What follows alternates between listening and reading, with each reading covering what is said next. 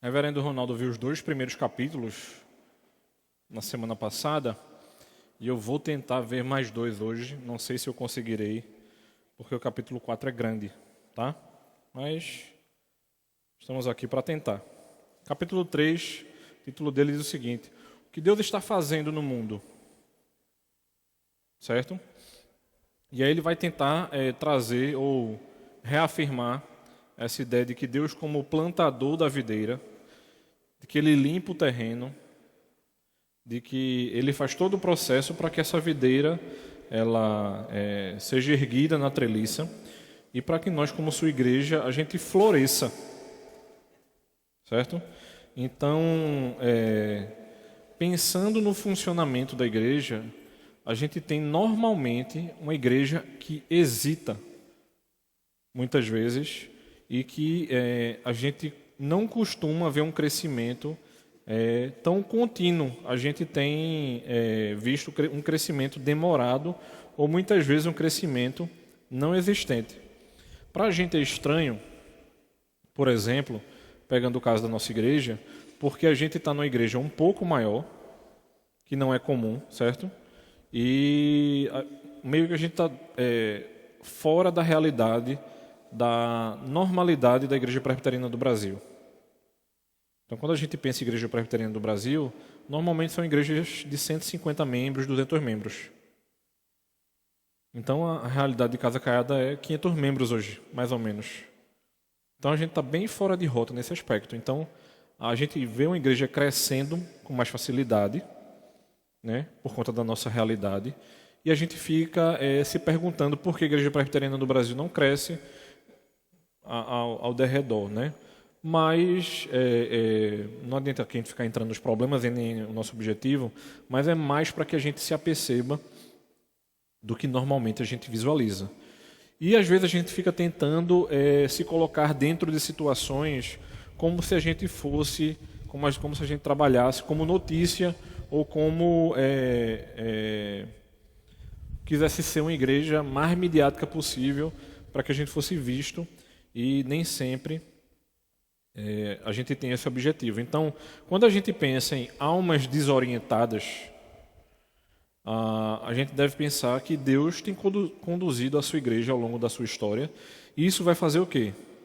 Pense o seguinte: Deus, ele eu ia falar constrói, mas é uma palavra ruim, né? Ele cria. Ele cria toda a estrutura do mundo e ele planeja a igreja. Então, muitas vezes, a gente está mergulhando em determinadas coisas que Deus não chamou a gente para fazer. Então, não é nosso objetivo, por exemplo, estar mergulhando em determinadas coisas do funcionamento, quando o nosso objetivo primário é cuidar de pessoas. Então, assim, eu não estou falando que a estrutura ela não precisa, como o Ronaldo falou na semana passada, de um cuidado mínimo. Mas, às vezes, a gente quer frequentar uma igreja que parece um shopping. A gente começa a botar determinados estágios e coisas que precisam ter dentro da igreja, quando, na verdade, Deus disse assim: isso aí pode até ter, mas não é o nosso objetivo final. A gente não tem como objetivo primário ter uma igreja esplendorosa, certo? Então, assim, Deus, quando ele planeja ajuntar um povo para si e formar para si uma nação, que no caso o exemplo para a gente é Israel, esse plano ele vai se desenvolvendo ao longo dos séculos, e esse desenvolvimento mostra para a gente que a nação cresce, e ela, como uma nação jovem e vigorosa, o que é que acontece? Deus a resgata, Deus expulsa as nações e Deus planta no terreno que ele havia preparado. Ou seja, Israel ele não briga aleatoriamente para ter aquele espaço. E muitas vezes, o alerta que ele dá inicialmente aqui no capítulo 3, é como se a gente estivesse gastando tempo, esforço e dinheiro em coisas secundárias e terciárias.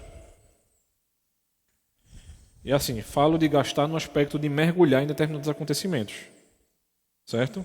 Então, a gente sabe que coisas básicas precisam ser feitas, né? Tipo, a conta de luz precisa ser paga para que a gente continue tendo energia. Então a gente já viu essa briga no Novo Testamento de gente que não queria nem mais trabalhar. A situação não é essa. Certo?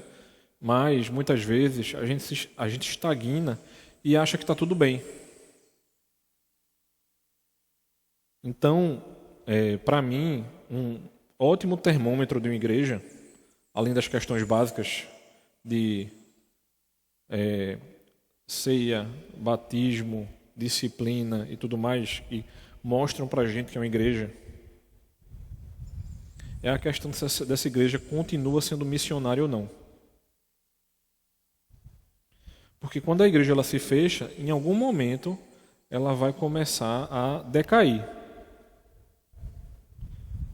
Porque se a gente parar para pensar no que tem acontecido na nossa sociedade, então veja só, os nossos pais tinham mais de 5 filhos. E hoje a gente tem uma sociedade que tem menos de 2. Então contaram lá atrás alguma história da carochinha mostrando que a igreja não precisava evangelizar. E a IPB foi minguando. Então, assim, existe a nossa responsabilidade individual como crente de continuar proclamando esse evangelho. Sendo que, antes de a gente chegar lá, a gente precisa entender, ao longo da história da igreja, o que estava acontecendo. Para esse funcionamento da igreja, a gente tinha um povo de Israel, que já é apresentado aqui para a gente. Logo em seguida, a gente vai ter os profetas. Então, o que é que acontece aqui? O que é que os profetas sabiam e não sabiam? Então, os profetas, eles expressam de muitas maneiras temas de julgamento e misericórdia. E muitas vezes a gente se prende somente nisso. Eles julgam e pedem misericórdia a Deus. Né? A gente vai ver que não é bem isso que acontece no estudo, por exemplo, dos profetas menores ao longo desse ano. Então, por exemplo, Oséias condenou Israel como uma videira luxuriante. Ela tinha se perdido em meio à sua riqueza. Mas em última análise, o que é que acontece? Ele também profetizou que Deus faria a videira florescer novamente. Acho que tem um termo maravilhoso em Isaías que ele diz assim, que a árvore foi cortada e ficou o toco. Só um pedacinho da árvore. Então o que é que essa imagem está mostrando para a gente? É que enquanto ainda houver vida, a árvore o que novamente? Ela floresce. Deus ele pode fechar uma igreja no aspecto de espaço em determinado local físico, mas a igreja espiritual, a igreja dos vivos e dos vivos eternamente, né? Ela continua. Você já parou para pensar se a gente vendesse isso aqui e fosse para outro lugar? Os mais apegados à localização dizem, não, pelo amor de Deus, a gente não pode sair daqui, a gente tem uma história aqui. Mas a gente está num lugar perigoso, né? Tem gente que diz assim, glória a Deus, até que enfim a gente sai daquele lugar. Então, assim, quando a gente começa a perceber o que acontecia na história de Israel, a gente começa a tomar entendimento de que os profetas prometeram que, procedente das cinzas, Israel ressurgiria de novo pelo poder do Deus que dá a vida. Então, a história da igreja, ou a história da redenção, mostra para a gente que a igreja ela pode até sucumbir, mas ela vai ressurgir. Porque pare e pense comigo, a partir do momento que Israel se torna cativo, muita gente parou e pensou, né? Acabou a igreja. Ou foi disperso. Mas você já parou para perceber que toda vez que o povo era levado cativo, permaneciam remanescentes fiéis? Para mim, uma das cenas mais maravilhosas disso é Daniel. E não se encantou com as iguarias do rei. Aquilo ali era uma resposta de que Daniel não estava se permitindo a assumir tudo aquilo ali que estava sendo oferecido. Então, por outro lado, o que é que Pedro vai falar para a gente? Na sua primeira carta, ele vai fazer um resumo do que acontecia nos profetas. 1 Pedro, capítulo 1, dos versículos 10 a 12, diz o seguinte: Foi a respeito desta salvação que os profetas indagaram e inquiriram, os quais profetizaram acerca da graça a vós outros destinada, investigando atentamente qual a ocasião ou quais as circunstâncias oportunas indicadas pelo Espírito de Cristo, que neles estava, ao dar de antemão testemunho sobre os sofrimentos referentes a Cristo e sobre as glórias que os seguiriam.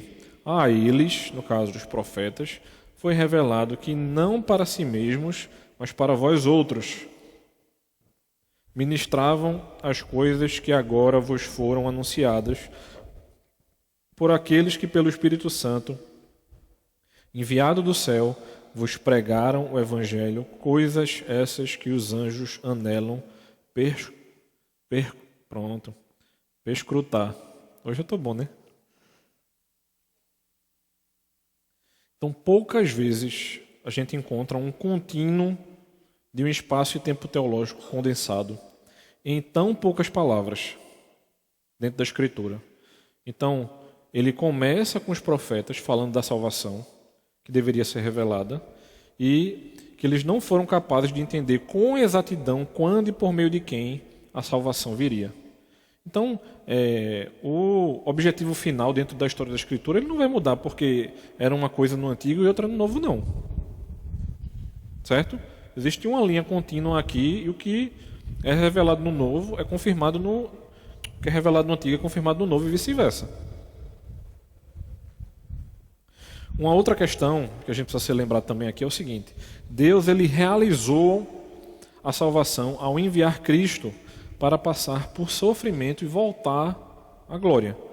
Então, se Deus está agora anunciando essas novas por meio do seu Espírito, que opera por intermédio dos evangelistas humanos, a história da salvação ela continua do mesmo jeito. Não é porque não existem mais profetas, né, com esse ofício, né, é mais fixado, digamos assim, que a profecia que a gente detém, ela não continua sendo anunciada. O problema é que às vezes a gente confunde o que aconteceu no Antigo com o que a gente detém. A gente tem uma profecia fechada agora. E que ela tem começo, meio e fim. A diferença de nós para os profetas é que eles não têm o entendimento do todo, como foi dito aqui para a gente. Mas a gente agora tem noção de tudo que aconteceu. E a própria Escritura diz que nós somos indesculpáveis, ainda mais indesculpáveis, porque a gente tem conhecimento de toda a revelação. E aí é quando surge uma outra questão. O que é que Deus está fazendo agora? O que é que está acontecendo agora conosco?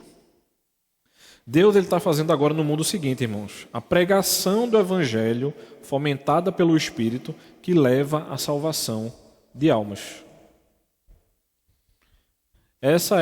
Esse é o programa, a prioridade, o foco, a agenda, o projeto, seja qual for o nome que você queira dar. Esse é o objetivo e a prioridade. Então, esse é o plano de Deus. Então, de maneira tranquila, frequente e continuada, esse é o meio em que a videira borbulha de folhas. Ou como a palavra diz, quando a gente é enxertado na árvore de quê? Da vida. Essa árvore continuará sendo enxertada. O autor do livro ele tem uma expressão que eu achei bem interessante. Ele vai dizer o seguinte: isso é o que a gente vai ver acontecer em Atos. Nós o chamamos de Atos dos Apóstolos, mas talvez seria melhor designá-lo os Atos da Palavra e do Espírito de Deus por meio dos apóstolos. Por quê? Porque a tarefa apostólica era a mesma dos profetas. E que tarefa é essa? Pregar dar testemunho, proclamar a palavra e fazer isso sob o poder e a capacitação do Espírito de Deus. Qual a diferença? Os apóstolos já tinham mais conhecimento da revelação do que os profetas, cada um em seu tempo. Então, conforme a história vai avançando, a igreja vai tomando mais conhecimento até que o cânon ele fecha. E é o que a gente tem agora. Então, em cada passo desse, a gente vai ver crescimento da igreja, a gente vai ver o Espírito agindo na igreja, a gente vai perceber os pregadores pregando com ousadia e a gente vai poder falar e perceber essa outorga de fé e vida àqueles que ouviram esse evangelho. Então, as pessoas vão ouvir, vão receber, vai haver conversão e eles vão se associar ou serem colocados dentro da igreja visível e invisível. A gente passa a pertencer, né? Enquanto vivos, daqui se pode ver, e quando formos chamados dessa igreja que é perpetuada ao longo da história. Então, esse foco que está no progresso da palavra, ele é fomentado por esse Espírito à medida que isso vai avançando pelo mundo de acordo com o plano de Deus. E esse plano de que ele seja conhecido através dessa proclamação, nós somos capacitados justamente por esse Espírito para que isso continue acontecendo. Então Cristo, ele continua fazendo o que ele disse que iria fazer. Assim como a gente tem conhecimento de Mateus 16, ele continua edificando a igreja. A igreja não para de ser edificada. O problema é que ao longo que a história vai passando, a gente vai se perdendo em meio às coisas. Então, ao longo da história, a gente vai ver irmãos sendo levantados para confrontar aquilo que não está sendo feito como deveria. Então, um dos grandes gritos para a gente é o período da reforma. Então, a igreja estava bem passando por maus bocados ali. Então, uma coisa que a gente, como protestante, muitas vezes esquece é que Lutero ele não queria sair da igreja católica.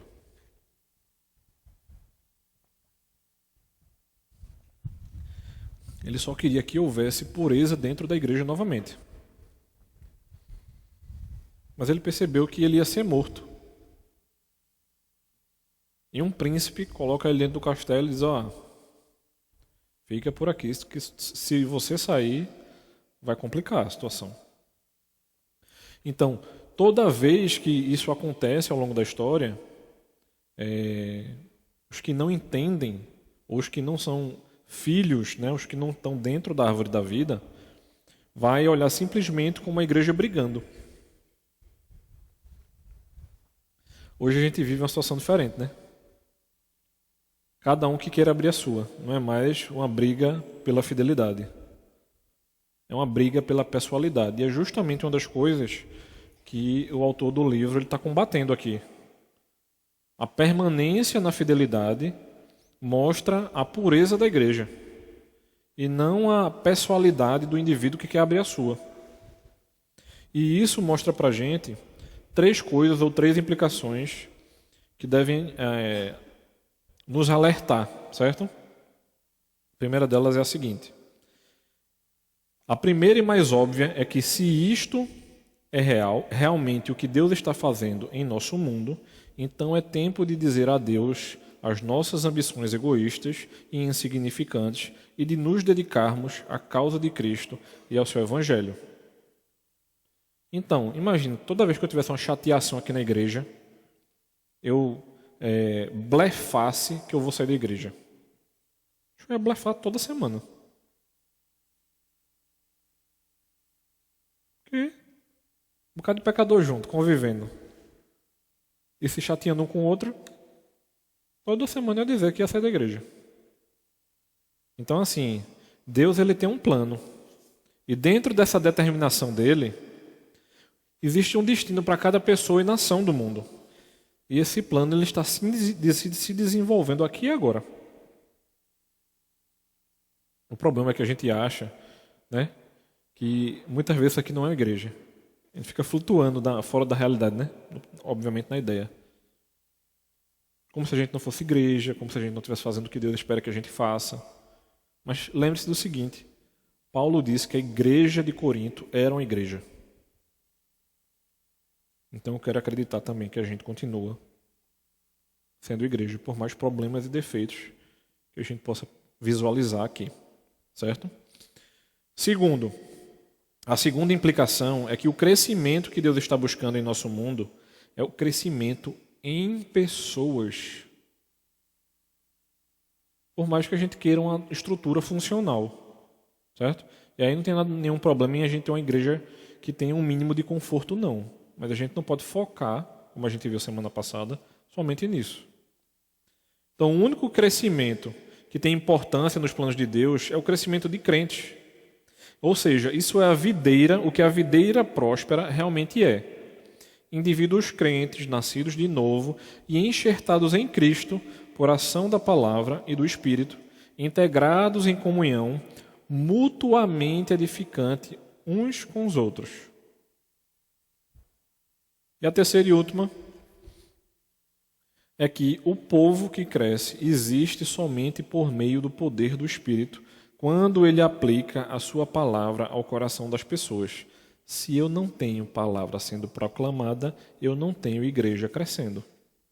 Eu tenho pessoas se reunindo, por mais duro que isso possa parecer. A gente tem, aos domingos, muitas igrejas se reunindo, mas a gente também tem muitos amontoados de pessoas em reunião, que a gente não pode chamar de igreja. Então, esse número ilimitado de contextos em que isso pode ocorrer, e o que acontece é sempre a mesma coisa. É um cristão que apresenta uma verdade da palavra de Deus a alguém, orando para que Deus faça a palavra produzir fruto por meio da obra interior do Espírito Santo. Então, isso é obra de videira. Ou seja, quando a gente tem uma igreja sadia, em que os membros proclamam, isso é videira. E o que está em volta disso é treliça. É por isso que a gente está sendo alertado pela própria palavra o tempo inteiro. Cuidado com o que vocês têm se afadigado, com o que vocês têm mergulhado a fazer. Porque às vezes a gente pode ter dois problemas, né? Se a gente não dá a devida manutenção à estrutura, a gente vai cuidar só da videira, mas em algum momento a treliça vai exigir cuidado, né? E a gente vai estar errando porque não deu a devida atenção contínua, gastando um pouquinho de tempo todo dia, mas vai ter um momento que a treliça vai pedir que a igreja pare para poder... Então assim, a gente precisa estar alerta às duas estruturas. Se eu não cuido um pouquinho todo dia, vai chegar um momento que eu vou ter que parar tudo completamente para poder, né, ter esse tipo de questão. Então esse é um aspecto, né, que a gente visualizou aí no capítulo 3. É o que é que Deus está fazendo no mundo. Então a gente toma conhecimento, a gente é lembrado de que a igreja ela não parou em momento algum. E aí a gente chega agora no capítulo 4. Que eu não sei se a gente vai conseguir vê-lo inteiro hoje. Talvez fique para o próximo domingo. Para a gente encerrá-lo no próximo domingo. Todo cristão, ele é um trabalhador da videira? Essa é a pergunta e o tema do capítulo 4. Certo? Todo cristão é um trabalhador da videira. Então, a obra que Deus está fazendo no mundo, nesses últimos dias, entre a primeira e a segunda vinda de Cristo, é reunir um povo em seu reino por meio da proclamação dedicada do Evangelho. Então, Deus está fazendo com que a sua videira cresça por meio da palavra e do Espírito. A palavra pregada e o Espírito dá o crescimento. Então, não vão ser as nossas estratégias, planos e meios que vai fazer com que essa igreja cresça. O crescimento quem dá é o Senhor. E Ele exige uma única coisa nossa. Proclamem o Evangelho. Ponto. Então, assim, isso significa para a gente que existem duas atividades fundamentais do ministério de todo cristão. proclamar e orar. Pregue em tempo e fora de tempo, e orem quando? Sempre. Então, assim, quando a gente para pensar sobre o ministério, da nossa vida, a gente pensa assim, mas tem um povo que é separado aí, né? Tem os pastores, tem os mestres, tem os evangelistas. Irmãos, lembrem-se do seguinte, a diferença entre eu e você é só a cobrança. A obrigação é a mesma. Só isso. O meu puxão de orelha ou a minha palmada vai ser maior do que a sua.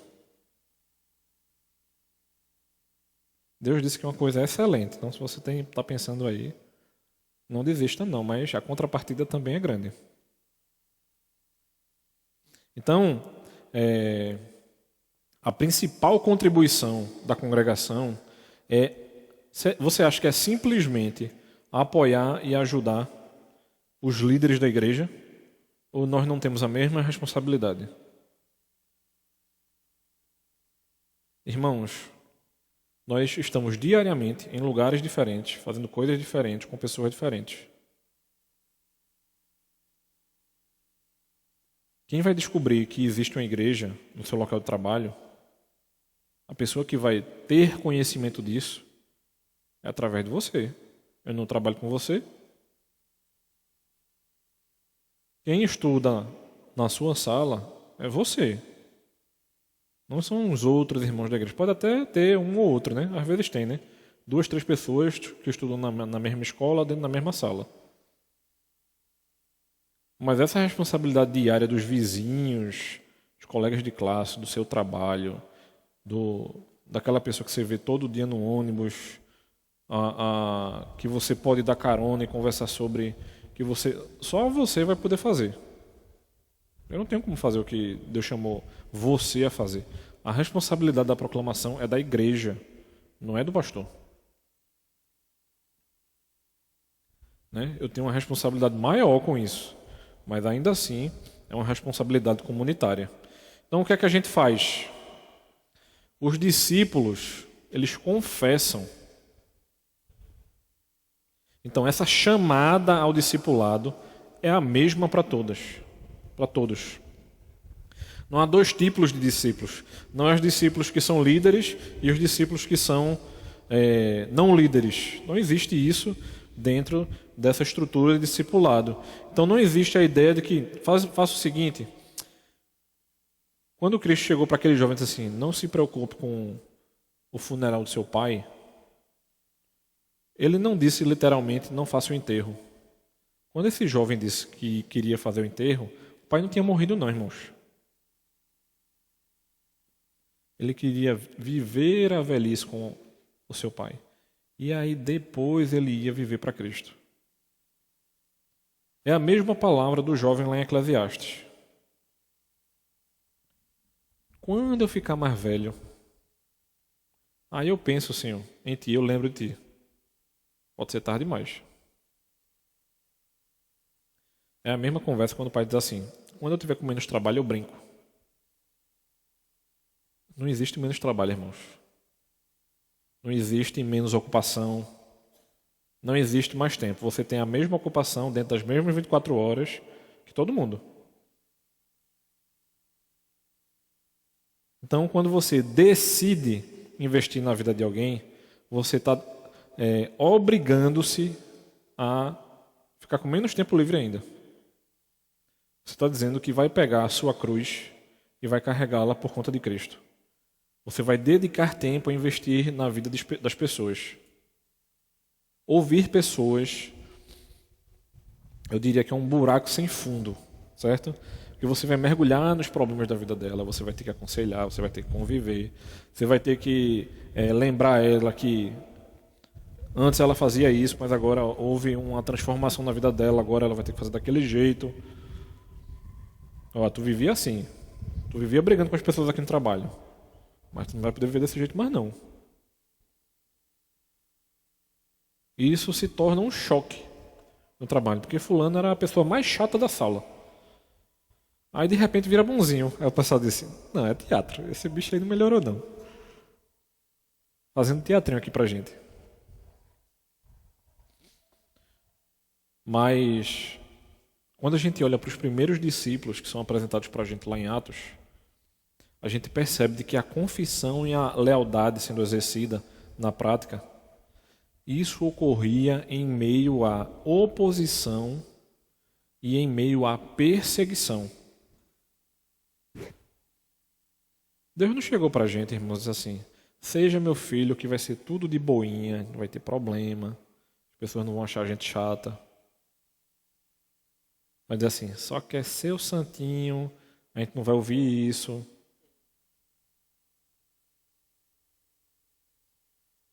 Quando a gente diz para as pessoas, irmãos, que a gente é da igreja, a gente é o mais vigiado. Porque as pessoas elas só estão esperando o primeiro erro da gente.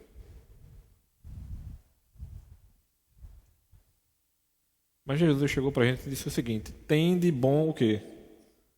Ele não disse para a gente ter bom ânimo no meio da calmaria não, viu, irmão? Ele tem de bom ânimo no meio da confusão mesmo.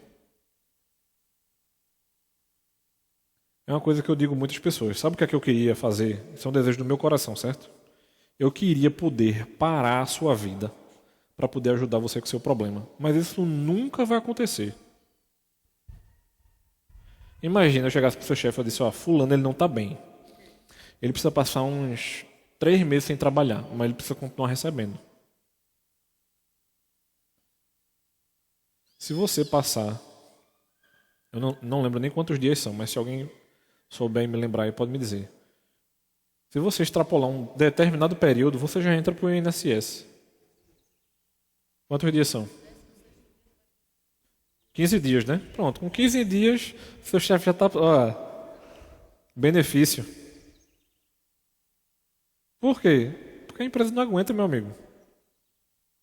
Eu também não posso chegar para os seus filhos e dizer o seguinte, veja só, sua mãe, ela não está bem.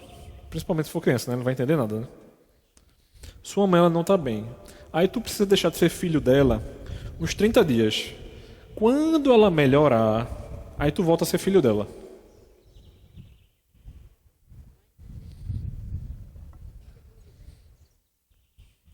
Deus está nos chamando para continuar sendo igreja no meio da confusão da vida da gente.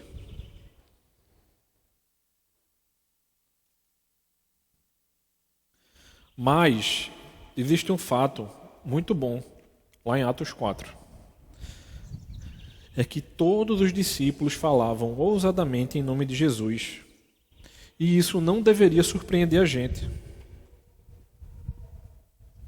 Sabe por quê? Porque quando o Espírito Santo desceu de maneira impressionante lá em Atos, sobre os discípulos reunidos, ele desceu sobre todos eles que começaram a declarar as grandezas de Deus. E muitas vezes a gente como igreja fica esperando o sobrenatural acontecer. E esse sobrenatural não vai acontecer não, meu irmão. Já aconteceu. Cristo transformou a nossa vida. Então, assim,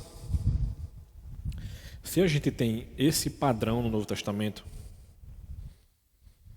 se existem líderes e mestres sendo apresentados a gente, se existe uma linha constante de referências ao ministério da palavra, de cada e de todos os cristãos, vai haver também um movimento de falar a palavra de uns para os outros. Então, lá em Efésios capítulo 4, Paulo vai descrever a famosa lista dos dons de que o Cristo exaltado concedeu à igreja. Então ele disse que o objetivo desses ministérios fundamentais da palavra é o aperfeiçoamento dos santos para o desempenho do seu serviço ou preparar os santos para a obra do ministério. Então o que é que acontece aqui dominicalmente? Nós somos alimentados, então esse é o objetivo primário. A gente é abençoado em vir para cá e estar em comunidade. Mas a gente é capacitado também para sair.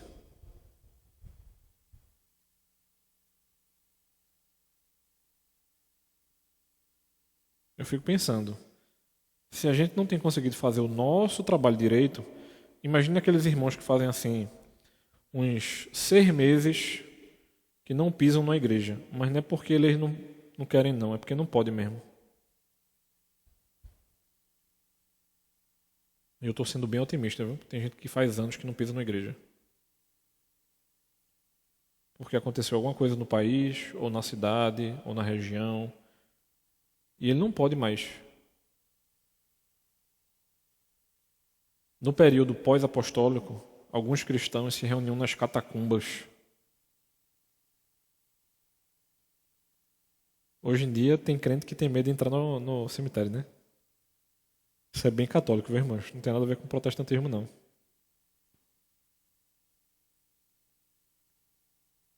Tem gente que tem medo de passar na calçada. Tem gente que atravessa para não passar. Irmãos, o espírito que está lá dentro, ele pode estar aqui da mesma maneira. Não tem algo sobrenatural especial, não, acontecendo por lá. Então, assim, Paulo, a partir do momento que ele prossegue com essa instrução e diz que o alvo de todo esse ministério é a edificação do corpo para a maturidade unificada e doutrinariamente saudável. Isso vai descambar ou vai chegar aonde? Primeiro, que a gente não deve ser levado de um lado por outro por qualquer vento de doutrina, como a gente viu na pregação mais cedo, né? Mas também, no mesmo texto de Efésios 4, ele vai lembrar a gente que, seguindo a verdade em amor, a gente deve crescer em tudo naquele que é a cabeça, Cristo, de quem todo o corpo, bem ajustado e consolidado pelo auxílio de toda a junta, segundo a justa cooperação de cada parte, efetua o seu próprio aumento para a edificação de si mesmo em amor.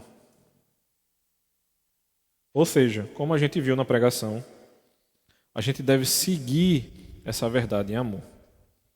Paulo, no capítulo 5 aos Efésios, ele vai exortar os crentes a serem cheios do Espírito e não de vinho.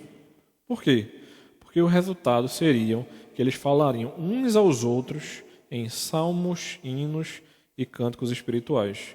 Então, a obra da habitação do Espírito levaria os cristãos efésios a falar de modo espiritual uns com os outros por meio do cântico, por exemplo. Então, Efésios 6 vai falar o que também? De que os pais foram exortados a criar seus filhos na instrução do Senhor.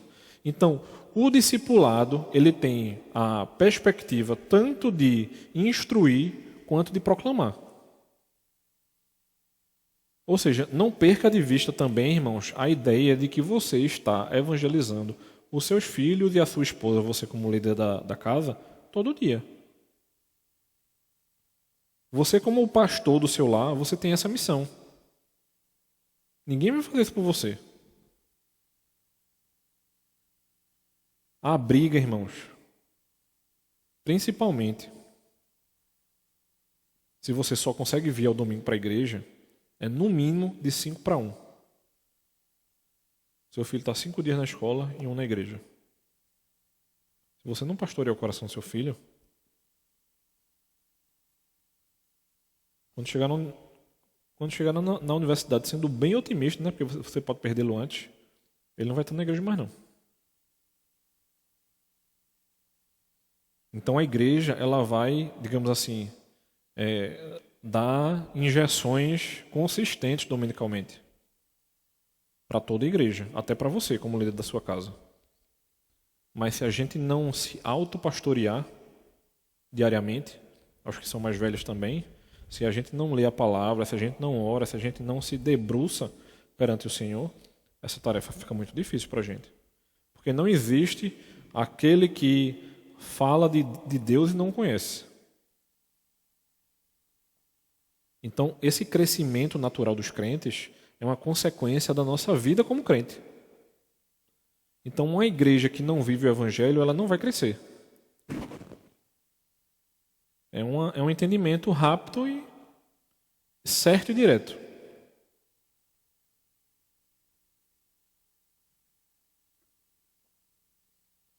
Veja bem o que Paulo vai falar lá em Colossenses 3. Habite ricamente em vós a palavra de Cristo. Essa habitação precisa ser alimentada. Precisa ler a Bíblia todo dia. Então, instruí-vos e aconselhai-vos mutuamente em toda sabedoria, louvando a Deus com salmos e hinos e cânticos espirituais, com gratidão em vosso coração. Colossenses 3,16. Essa alimentação, esse investimento na nossa vida, ele é diário.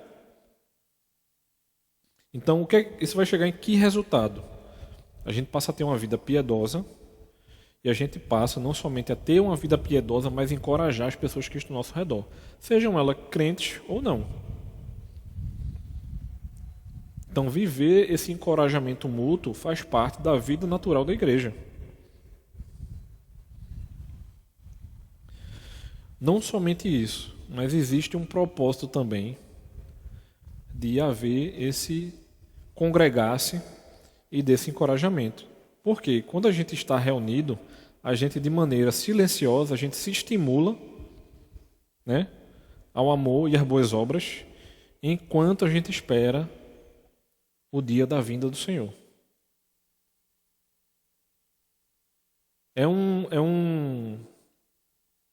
Fugiu até a palavra aqui. Eu não vou lembrar não. Quando a gente vai para a rua, é um protesto silencioso. A gente reunido sem dizer nada um para o outro aqui, a gente está dizendo um para o outro: Cristo vai voltar. A gente confirma isso todo domingo, irmãos. A gente acredita na obra dele, que ele é o nosso Senhor, que a gente aguarda por ele e que a gente quer que outras pessoas o conheçam. E a igreja só vai crescer se a gente falar dele. E esse trabalho é responsabilidade individual nossa. Então, a mensagem básica do Evangelho é que o Cristo crucificado, ele estabelece o modelo para a liderança cristã no ministério. E a nossa relação de investigação sobre o ministério de muitos, os pontos importantes são claros.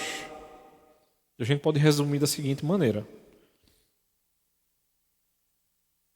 Capítulo 11 da primeira carta de Paulo aos Coríntios pressupõe que tanto homens e mulheres orarão e proclamarão em suas reuniões.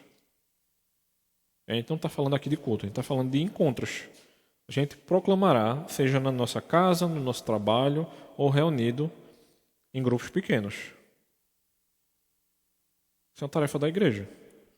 O capítulo 12 vai enfatizar que, embora haja uma variedade de dons e ministérios, todos nós, como membros de um único corpo, fazemos isso para a honra e glória de Deus. E o capítulo 13, ele vai dar o critério singular para o exercício desses dons, que é o amor. Então, cada um de nós faz a sua contribuição, não ao nosso próprio bem, e sim ao bem do outro. Ou seja, a gente não busca, como diz o próprio capítulo, a gente não vai buscar os nossos próprios interesses. Então, para mim, toda vez que uma igreja ela racha, alguém está buscando o seu próprio interesse. Ele não está buscando o bem comum da igreja, não.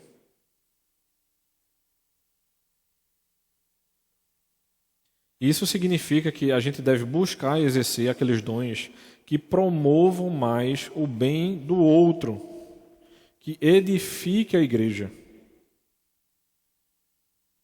Ou seja, se Deus ainda permitisse que a gente pudesse falar em línguas, seria mais edificante para a igreja a gente instruir ou falar em línguas. Porque a gente sempre vai tentar uma saída pela tangente. Então, muitas vezes a gente vai se perder em ministérios que são importantes para a igreja, mas que não trazem o bem comum da igreja.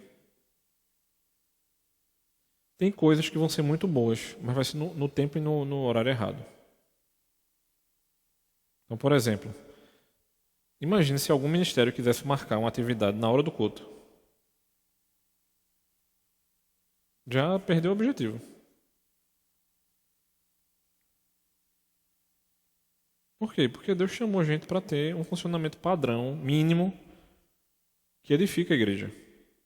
Então, o bem comum é daquele grupinho ou o bem comum é de toda a congregação? A gente não pode se perder no meio desses detalhes não, certo? E aí surge a grande pergunta. Todo cristão, ele é um missionário?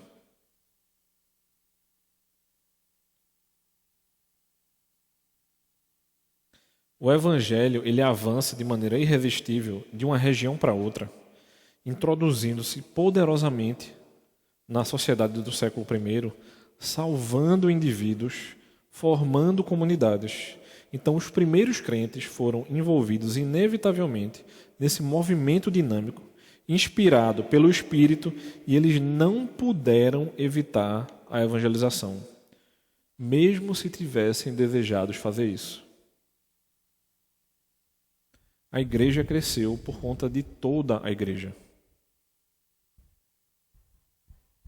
Muito do que é registrado na Bíblia, imagina se a Bíblia fosse citar todas as pessoas que estavam envolvidas com a missão da igreja no Novo Testamento. Qual seria o tamanho do Novo Testamento? Ele seria gigantesco. E olha quem está pegando só o novo, mas a gente sempre botasse o velho na jogada.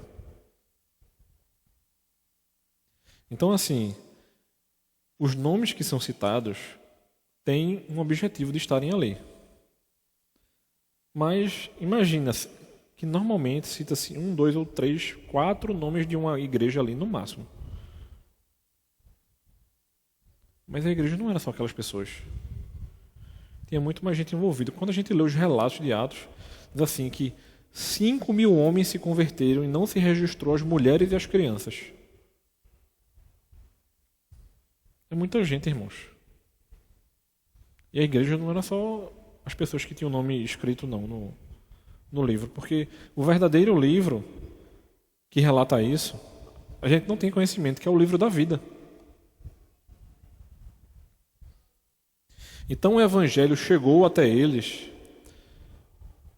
não como palavras humanas, mas com poder e profunda convicção. Os de Tessalônica se tornaram imitadores de Paulo e do Senhor Jesus no sentido de que haviam recebido a mensagem da verdade com a alegria do Espírito, apesar da perseguição. Ou seja, a igreja continuava sendo perseguida, mas a igreja continuou crescendo. Então, o Evangelho transforma de tal maneira a visão de mundo deles, e o Espírito Santo os vivifica de tal modo que a palavra do Senhor repercutiu desde a cidade local até os lugares mais distantes. Pare e pense o seguinte. Hoje é muito mais fácil de chegar informação para a gente. Mas tem algumas coisas que acontecem que ficam assim, ecoando na mente e no coração da gente. Esse ano, a gente já completou, dia 15 de janeiro, 150 anos da chegada do reverendo John Rockwell Smith, que é quem trouxe o presbiterianismo aqui para Pernambuco. Então imagine o seguinte, alguém chegou 150 anos atrás e começou a pregar o evangelho aqui. Mas eles não se contentaram com isso. Eles mandam um médico para a região de Garanhuns e Canhotinho, Dr. William Butler, conhecida como a Antioquia Pernambucana, porque todas as cidades ao redor foram afetadas. O presbiterianismo é tão forte na região de Garanhuns que tem um sínodo na região. Pense o seguinte, para haver um presbitério tem que ter 3 igrejas. Para haver um sínodo tem que ter 3 presbitérios, pelo menos. E isso, 120 anos pelo menos aí. O seminário presbiteriano não surge aqui, irmão, surge em Garanhuns, no final do século, 1899. Então, assim, muitas vezes a gente perde de vista o que está acontecendo, porque, tipo assim, está muito distante. Mas o evangelho continua sendo proclamado aqui. Tem uma coisa dessa acontecendo no sertão agora. A igreja Serra Talhada é uma igreja pobre, que tem 5 igrejas sendo plantadas. Você tem noção do que é isso? A gente está brigando para plantar 3. João Alfredo, a missão no Janga e a que está sendo plantada no Recife. Então, se isso não for da gente, se a gente não se apropriar das coisas que acontecem na nossa igreja, a gente perde de vista o crescimento do reino. Porque não existe somente o que eu faço, existe o que a gente como comunidade fazemos. Então, assim, esse evangelho que transformou a minha vida, transformou a sua e que está transformando a vida de muitos outros, vão fazer com que igrejas continuem surgindo. Por quê? Porque o reino de Deus vai continuar crescendo até que Cristo volte. Ele não vai parar de crescer não por conta do que acontece. E o exemplo disso é, em todos os lugares por onde Paulo passava, ouvia a notícia de como os tessalonicenses haviam recebido o evangelho e se convertido ao Deus vivo e verdadeiro. Então, foi a própria palavra do Senhor que repercutiu a partir deles. E era inevitável e natural que esses novos convertidos, cuja vida social e religiosa fora mudada completamente, falassem aos outros a mensagem sobre o evangelho que havia transformado a vida deles. Isso vai repercutir, irmãos, de várias maneiras. No período que o Dr. William Butler estava em Garanhuns, o catolicismo ainda era muito forte e a perseguição era muito forte. Já tentou-se, né? Eu ia dizer, já tentaram, né? Mas ele não está mais vivo. Tentaram matar Dr. Butler. E um irmão se jogou na frente dele.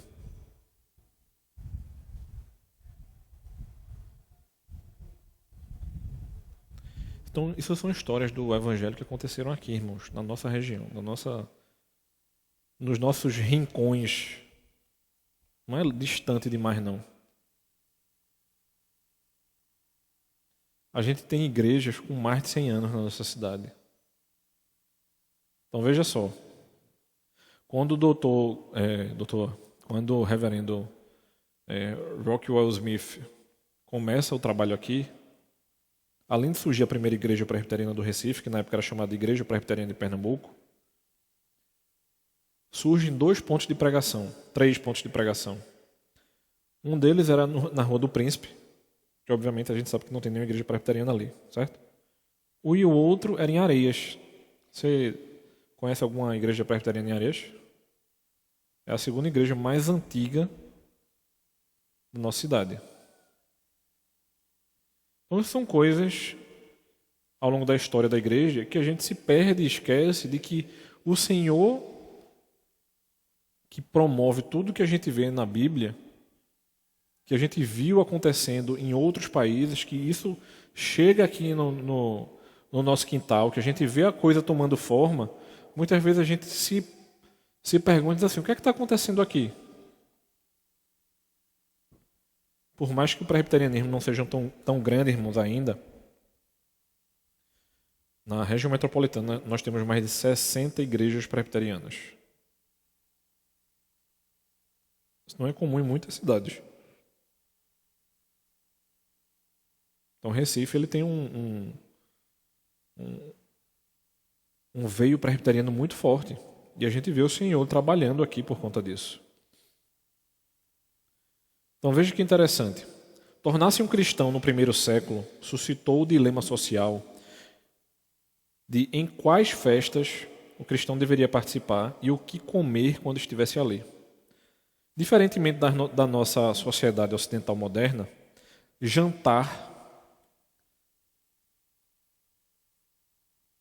e práticas religiosas estavam integralmente relacionados. Normalmente as comidas eram oferecidas a ídolos.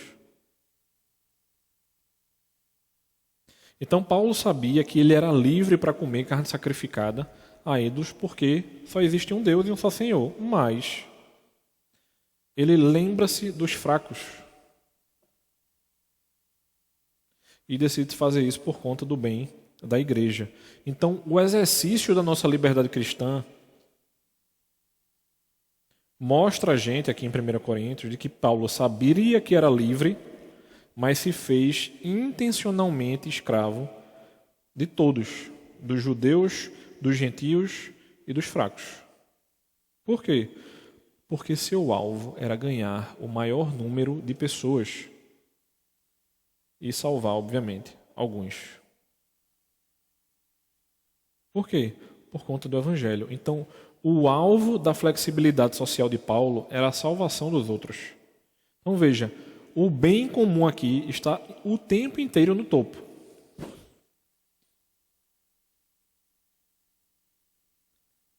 É do tipo assim, eu posso almoçar num bar. Se almoçar num bar não tem problema nenhum, meu irmão. Agora, se aquilo ali for desmanchar o seu trabalho de evangelização de onde você trabalha, é melhor você não ir, né?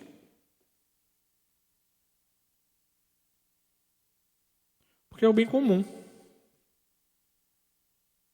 Então, o amor ele vai estar o tempo inteiro no topo. Por quê? Porque sermos servos do Senhor é buscar de maneira ativa a salvação dos outros. Não é de maneira impensada, não. É de maneira programada. Quando a gente está evangelizando algumas pessoas chegam para a gente e dizem assim, você precisa pedir ousadia para conseguir ali a... Né? Tem gente que diz isso, né? Peça ousadia ao Senhor para... Não peça só ousadia não, meu irmão. Peça sabedoria também. Não tem problema pedir ousadia não. Principalmente que tem mais vergonha de falar.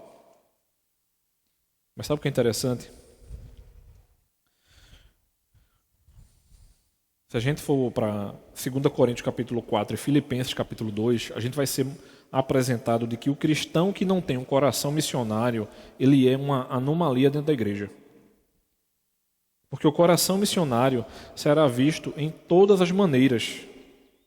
Em oração pelos perdidos, em assegurar de que o nosso comportamento não ofenda alguém, em conversas sobre o evangelho com amigos, em refeições, e em fazermos todo o esforço possível para que alguns sejam salvos. A gente é escravo, sem direitos, embora com liberdade. É como Paulo diz, às vezes a gente se fará escravo para que o evangelho continue crescendo. A gente pode fazer um bocado de coisa. Já quiseram até me proibir de jogar bola? Já me perguntaram, né? Crente não joga bola não, né? Eu disse, joga, por quê? Na minha ingenuidade de criança, eu não sabia que existiam alguns crentes que não jogavam, né? Então a gente vai se questionando sobre várias coisas. Seja um simples jogar bola ou fazer determinadas coisas que chocam a sociedade. Então, assim, se a gente é chamado a orar, se as nossas conversas com os não cristãos devem ser de maneira graciosa, mas provocativa, dando respostas apropriadas às perguntas, que são desencadeadas pela nossa maneira de viver, a sã doutrina do Evangelho produz uma maneira de viver cristã radical que não dá motivos para zombaria e torna o ensino do Evangelho atraente ao mundo. Mas, até em meio à perseguição, os crentes devem se render ao senhorio de Cristo e apresentar uma defesa da esperança que a gente tem no Evangelho. Ok? Vai ficar aí, mas... Só o último ponto. Mas eu vou encerrar, porque senão a gente vai extrapolar um meio-dia. Certo? Alguém quer fazer alguma pergunta? Falar alguma coisa? fale agora ou cale-se. Para sempre não é demais, né? Cale-se mais uns 5 minutinhos, que é o tempo que eu oro. Irmão, se ficou alguma dúvida, se tem alguma questão a enriquecer o nosso encontro, se você quer puxar minha orelha também, fique à vontade, viu, quando encerrar aqui. Vamos orar. Santo e eterno Deus, graças te damos, ó Senhor. Te agradecemos pelo cuidado que tu tens conosco, ó Pai, pela graça e privilégio de sermos lembrados da nossa tarefa primária dentro do teu reino e que nós não nos esqueçamos de fazer a tua vontade, ó Senhor. Que a gente se apegue ao teu querer, à tua vontade e que façamos tudo para a tua honra e glória, ó Pai. Muito obrigado pelo teu amor e cuidado sobre nós, Senhor. Em nome de Jesus, amém.